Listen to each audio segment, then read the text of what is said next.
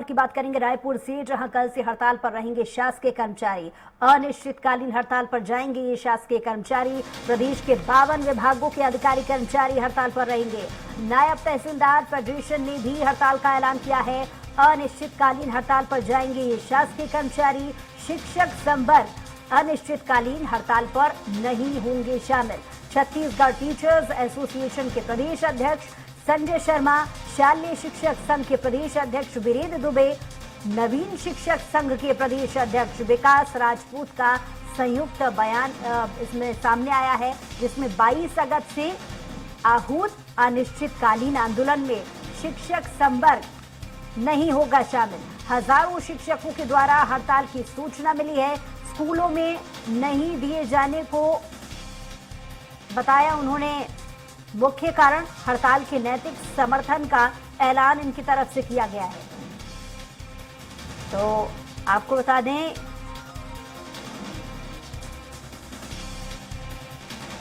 कि प्रदेश के 52 विभागों के अधिकारी कर्मचारी इसमें हड़ताल पर रह रहे हैं। और इस पर ज्यादा अपडेट के लिए हमारे साथ संपादक संजीव उपाध्याय जी फोन लाइन पर जुड़ गए। जी संजीव जी, जैसा कि हड़ताल की जा रही है शिक्षक वर्ग द्वारा, क्या कुछ उनकी मांगे हैं? देखिए, पहले तो ये जिस तरीके से समझना होगा कि जो डीए है, एचआरए है, इसको लेकर प्रदेश के जितने शासकीय कर्मचारी हैं, अधिकारी हैं, उनका ये जो संघ है, अलग अलग संघ है, उन्होंने संयुक्त रूप से आंदोलन शुरू किया था। उसके पहले 25 जुलाई को भी ये आंदोलन पर थे। ये 5 दिन का आंदोलन था। लेकिन उसके बाद कल फिर इसी फेडरेशन जिसके अंतर्गत 52 से अधिक विभाग हैं, अलग अलग संगठन हैं जो शामिल हैं, वो कल से फिर हड़ताल पर जा रहे हैं। और कल से होने वाली हड़ताल अनिश्चितकालीन हड़ताल है। लेकिन एक बड़ा अपडेट ये है इस पूरे आंदोलन को लेकर कि जो शिक्षक संवर्ग है, मतलब जितने शिक्षक हैं प्रदेश के, उन्होंने अपने आप को इस हड़ताल से अलग कर लिया है। तो ये एक बड़ा झटका कह सकते हैं जो ये हड़ताल चल रही थी डीए को लेकर, एचआरए को लेकर, क्योंकि बड़ी संख्या है शिक्षक संवर्ग में सदस्यों की, बड़ी संख्या में जो प्रदेश के शिक्षक हैं इसके अंतर्गत शामिल होते हैं। तो जो संयुक्त बयान आया है उसमें इस बात को जाहिर किया गया है कि अब ये जो हड़ताल है, कल से अनिश्चितकालीन हड़ताल होने वाली है, इससे वो अपने आप को अलग कर रहे हैं। तो और जाहिर तौर पर एक बड़ा झटका है और कहा जा सकता है कि ये जो आंदोलन जो चल रहा है, कहीं ना कहीं इसे लेकर भी अब सवाल खड़े हो रहे हैं। और सवाल ये भी खड़े हो रहे हैं कि कहीं ना कहीं जो फेडरेशन है, वो विभिन्न जो विभाग हैं, जो अलग अलग संघ है जो इसके अंतर्गत, इसके तत्वाधान में हड़ताल पर जाने के लिए तैयार किए गए थे, तो उनसे कहीं ना कहीं सहमति नहीं बन पाई है। तो इस हड़ताल को कहा जा सकता है बड़ा झटका है। माफ कीजिए, मैं आपको रोकना चाहूंगी, लेकिन हमारे साथ दूसरी तरफ फोन लाइन पे संजय शर्मा जी फोन लाइन पे जुड़ गए हैं, जो कि प्रदेश अध्यक्ष टीचर्स एसोसिएशन से हैं। बहुत स्वागत है आपका संजय जी। जी मैडम। संजय जी, मांगे क्या है आपकी? हमारी जो मांग है, प्रदेश के सभी कर्मचारियों के समान देय तिथि से महंगाई भत्ता देने का और 7वें वेतनमान के अनुरूप गृह भाड़ा भत्ता देने का हमारा मांग है। इसके अलावा चूंकि हम शिक्षकी विभाग से हैं, तो हमारी मांग पुरानी पेंशन योजना को प्रथम नियुक्ति तिथि से लागू करने की, साथ ही साथ सभी संवर्ग को पदोन्नति देने की, हमारे सहायक शिक्षक साथियों को व्याख्याता और शिक्षक के अनुपात में नया वेतनमान देने का, और इसके अलावा हमारी प्रथम नियुक्ति तिथि को ध्यान में रखते हुए उसके आधार पर क्रमोन्नत वेतनमान देने का, ये हमारा मांग है। और अभी जो वर्तमान में आंदोलन हो रहा है, ये केवल डीए और एचआरए के मुद्दे पर हो रहा है। जो डीए अभी 6% घोषित किया गया वो नाकाफी है, वो देय तिथि से लागू नहीं किया गया है। और गृह भाड़ा भत्ता अभी शीघ्र घोषित होने की स्थिति है, लेकिन आदेश नहीं हुआ है। हमारे जो शिक्षक संवर्ग है, जो शिक्षक साथी है, वो चाहते हैं कि पुरानी पेंशन योजना को उनके प्रथम नियुक्ति तिथि से लागू किया जाए। 20 वर्ष की अवधि उसमें निर्धारित की जाए, जैसे केंद्र में निर्धारित है, जैसे उत्तराखंड में है, उत्तर प्रदेश में है। और साथ ही साथ हमारे जो सहायक शिक्षक साथी है, उनका वेतन बहुत कम है, वेतन में विसंगति की बात वो लगातार करते हैं। हम चाहते हैं कि व्याख्याता और शिक्षक के अनुपात में उनका नया वेतनमान संरचना दिया जाए।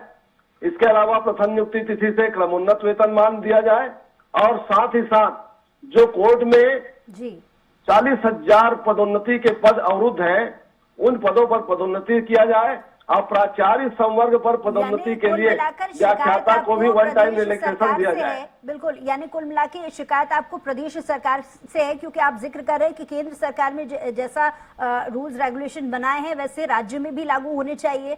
लेकिन संजय जी, मैं आपसे ये समझना चाहूंगी कि डीए और एचआरए की जो वृद्धि की मांग है, क्या इसके पहले आखिरी बार आपके एसोसिएशन की तरफ से कब रखी गई थी सरकार के सामने? ये हमारी मांगे लगातार जारी है। इस सरकार से पहले भी ये मांग हमारा लगातार जारी था। ये सरकार में आने के बाद पुरानी पेंशन की योजना लागू की गई है, लेकिन प्रथम नियुक्ति तिथि की बात अभी भी स्पष्ट रूप से सामने नहीं आया है। पदोन्नति का निर्णय लिया गया, कोर्ट में अवरुद्ध है।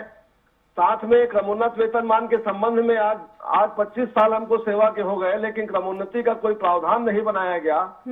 और जो हमारे सहायक शिक्षक साथी है, इनकी वेतन विसंगति है, इनके वेतन बहुत कम है। इस स्थिति को ध्यान में रखते हुए शिक्षक संवर्ग की, क्योंकि सरकार के सामने तो आप कई बार अपनी बातों को रख चुके हैं, त्रुटियां कहाँ रही हैं? क्या तब से अभी तक कोई भी आश्वासन अभी तक आपको नहीं मिला, या फिर समय लग रहा है सरकार की तरफ से? तो क्यों लग रहा है, ये अभी तक स्पष्ट हो पाया है संजय जी? नहीं, सरकार ने हमारे लिए कुछ निर्णय जरूर लिए, जैसे पदोन्नति के संबंध में निर्णय लिया गया, पुरानी पेंशन के संबंध में निर्णय लिया गया, लेकिन प्रदेश के समस्त जो शिक्षक संवर्ग हैं, चाहे वो व्याख्याता हो, शिक्षक, सहायक शिक्षक हो, सब चाहते हैं कि शिक्षकीय मुद्दे को गंभीरता से लेते हुए प्राथमिकता के आधार पर इसका निराकरण होना चाहिए। और इसीलिए प्रदेश भर के शिक्षक एकजुट होकर इस आंदोलन का लगभग हम लोग इस आंदोलन से अलग हैं और आने वाले समय में शिक्षकों की मांग को लेकर एकजुटता के साथ एक बड़े आंदोलन की तैयारी सभी संगठनों के द्वारा किया जा रहा है। जी, और क्योंकि इस वक्त आपने अपना कीमती समय स्वराज एक्सप्रेस को दिया और हमारे माध्यम से ऐसे कई सारे लोग देख रहे होंगे, और जाहिर है सरकारी नुमाइंदे भी हमारे माध्यम से आपकी आवाज को सुन रहे होंगे और आपकी आवाज उन तक पहुंच रही होगी, क्या चेतावनी देना चाहेंगे कि अगर अब भी मांगों पर ध्यान नहीं दिया गया या अब भी डीए और एचआरए में वृद्धि की मांग को नजरअंदाज किया गया, तो आगामी वक्त में और क्या बड़ा आंदोलन हो सकता है? देखिए, डीए और एचआरए की जो वर्तमान में आंदोलन 22 तारीख से है, इसका हम नैतिक समर्थन करते हैं जी, और हम चाहते हैं कि डीए और एचआरए दे तिथि से दोनों को लागू किया जाए, दिया जाए। लेकिन शिक्षक संवर्ग को हम लोग ये संदेश देना चाहते हैं कि शिक्षकों की एक अलग मांग है, सबको मिलकर एकजुट होकर हम लोग एक साथ मिलकर शिक्षकीय मुद्दों के लिए आगे बढ़े, इसलिए हम लोग इस आंदोलन में शामिल नहीं हैं। संजय शर्मा जी, रोकना चाहूंगी आपको। हमारे साथ दूसरी तरफ हमारे संजय उपाध्याय जी भी जुड़े हुए हैं, संपादक छत्तीसगढ़ से, वो अगला सवाल आपसे लेंगे। जी संजय जी। हाँ संजय शर्मा जी, मैं एक सवाल ये पूछना चाह रहा हूँ कि पिछली 25 जुलाई को जो हड़ताल हुई थी, 5 दिनों की हड़ताल थी, उसमें आप लोग पूरी तरह से शामिल थे। 5 दिन तक आप लोगों ने हड़ताल किया था, कलम बंद हड़ताल थी। अब क्या ऐसी बड़ी वजह बनी, मतलब कोई ऐसी बड़ी वजह हुई होगी कि जब कल से अनिश्चितकालीन हड़ताल होने जा रही है, मतलब ये कह रहा है फेडरेशन की ओर से कि अब ये आर पार की लड़ाई है, तो ऐसे वक्त में आप लोगों ने इस हड़ताल से जो डीए और एचआरए मुख्य रूप से उसकी बात करें, उससे आप लोगों ने अलग कर लिया है? देखिए, 25 से 29 तारीख तक का जो हड़ताल हुआ, उस हड़ताल में हम लोग शामिल थे और हमने उसको अनिश्चितकालीन हड़ताल का स्वरूप उसी समय दिया, हमने किया भी। लेकिन उस समय फेडरेशन को ये लगने लगा था कि ये कार्यक्रम यहीं पर रोका जाए और निश्चितकालीन हड़ताल है करके उन्होंने 29 तारीख को अपना आंदोलन समाप्त कर दिया। अच्छा होता कि उस आंदोलन को लगातार अनिश्चितकालीन आंदोलन बनाकर आगे लड़ा जाता, क्योंकि प्रदेश के 5 लाख कर्मचारी चाहते थे कि यही समय अच्छा समय है और लगातार हम इसको अनिश्चितकालीन आंदोलन के रूप में लड़ेंगे। यहाँ पर थोड़ी सी चूक हुई हमारे साथियों के द्वारा, उन्होंने आंदोलन स्थगित कर दिया और आगे 6% बीच में भी महंगाई भत्ता जारी हो गया। इस परिस्थिति को ध्यान में रखते हुए और शिक्षक संवर्ग के विशेष रूप से लंबित जो मुद्दे हैं उनको ध्यान में रखते हुए हम लोग शिक्षकीय मर्यादा को ध्यान में रखकर समस्त शिक्षकों को जोड़कर संवर्ग की बड़ी मांगों को लेकर एकजुट करते हुए आगे आंदोलन करने की रणनीति बना रहे हैं। इसीलिए इस आंदोलन में प्रत्यक्षता हम शामिल नहीं है, हमारा नैतिक समर्थन है। जी, ये 6% की जो वृद्धि हुई है, जो पिछला आंदोलन हुआ था 5 दिनों का, उसके बाद सरकार ने जो 6% की वृद्धि कर दी डीए में, जो बचा हुआ मेरे ख्याल से हिस्सा है वो भी 6% का ही है। तो क्या इसका स्वागत करते हैं आप, जो सरकार ने त्वरित फैसला उसके बाद लिया था? देखिए 6% जो आदेश हुआ था पिछले बार, वो भी हमारा 25 तारीख से अनिश्चितकालीन आंदोलन के दबाव में ये 6% का आदेश शासन सरकार ने किया है। जो अभी वर्तमान में हमको मिलने वाला लंबित डीए है उसके 6% कम है, लेकिन देय तिथि से नहीं हुआ है, साथ में एचआरए का आदेश नहीं हुआ है। ये दोनों तत्काल होने चाहिए, हम ये मान। लेकिन शिक्षक संवर्ग हमारे बहुत सारे रिटायर होते जा रहे हैं, उनकी समस्याएं बहुत बड़ी है। उनको अभी तक पुरानी पेंशन तो घोषित हुआ है, पर रिटायर होने वालों को मिल नहीं पा रहा है। पदोन्नति नहीं मिल पा रही है, कोर्ट में अवरुद्ध है। क्रमोन्नत वेतनमान का आदेश नहीं दिया गया, ये है। सहायक शिक्षक साथियों को न्यूनतम वेतन मिल रहा है, तो उनके मुद्दे को सबको जोड़कर हम समस्त शिक्षक संवर्ग एक साथ संघर्ष करना चाहते हैं। और बार बार आंदोलन में जाना पालकों के भी कोपभाजन का शिकार होता है। तो समय को चयन करके अच्छे ढंग से अपने संवर्ग, अपने केडर के लिए लड़ाई लड़ना चाहते हैं। जी चलिए, संजय शर्मा जी, टीचर्स एसोसिएशन की तरफ से अपनी बात को रखने के लिए बहुत शुक्रिया, हमारे साथ जुड़ने के लिए बहुत शुक्रिया। दूसरी तरफ छत्तीसगढ़ रायपुर से संपादक संजय उपाध्याय जी भी हमारे साथ जुड़े हुए थे, उनका भी बहुत शुक्रिया तमाम जानकारी के लिए।